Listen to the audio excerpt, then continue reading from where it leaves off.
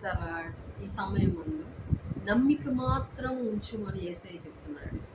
ఏమని చెప్తున్నాడంటే, అందుకు యేసు, నమ్ముట నీ వలన అయితే నమ్మువానికి సమస్తము సాధ్యమే. ఎవరైతే యేసు యందు నమ్మిక ఉంచుతారో వారికి సమస్తము సాధ్యమేనంట.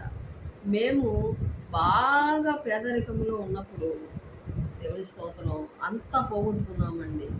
అక్కడ మాది వ్యాపారం అవడం వల్ల ఒక వ్యక్తి వచ్చి, ఎందుకు సత్యనారాయణ ఇంకా నువ్వు బాధపడతావు, దేవుని స్తోత్రం, దేవుడు నీకేం చేశాడు అని ఒక స్త్రీ వచ్చి అడిగినప్పుడు దేవుని స్తోత్రం నా హస్బెండ్ చెప్పిన మాట ఏంటంటే, నేను శత్రువైన సాతాను శోధనలో నేను ఏదైతే పోగొట్టుకున్నానో అది దేవుడు నాకు ఇస్తాడు, దేవుని స్తోత్రం అని బల్ల బుద్ధి చెప్పారు. దేవుని స్తోత్రం.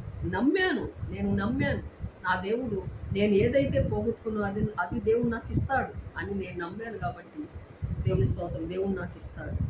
నా దేవుడు నా పాపములన్నీ క్షమింపబడినాయి. దేవుడు నా పాపములన్నీ క్షమించాడు. నీ పాపములు క్షమింపబడినవా, దేవుని స్తోత్రం అని అడిగినప్పుడు ఆమె ఏమీ మాట్లాడలేదండి. దేవుని స్తోత్రం. కాబట్టి నమ్ముట నీ వలమైతే నమ్మువానికి సమస్తము సాధ్యమే.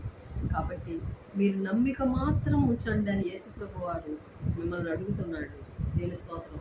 ఈ అప్పులోంచి దేవుడు నన్ను విడిపిస్తాడా, దేవుని స్తోత్రం, నా బిడ్డకి వివాహం జరుగుద్దా, దేవుని స్తోత్రం, దేవుడు నాకు సొంత గృహాన్ని ఇస్తాడా, ఈ కోర్టు సమస్యలోంచి దేవుడు నన్ను విడిపిస్తాడా, ఈ ఇబ్బందులోంచి నన్ను విడిపిస్తాడా, నాకున్నటువంటి శ్రమలన్నిటిలోంచి విడిపిస్తాడా, ఖచ్చితంగా ఇస్తాడు.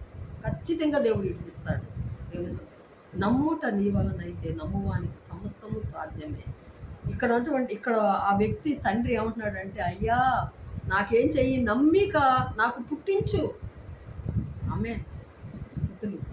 వెంటనే దేవుడు ఆ వ్యక్తి కుమారుడికి దెయ్యాన్ని దేవుడు ఎల్లగొట్టాడు. నేను నమ్ముతున్నాను అయ్యా. ఆమె నమ్మిక మాత్రం ఉంచండి.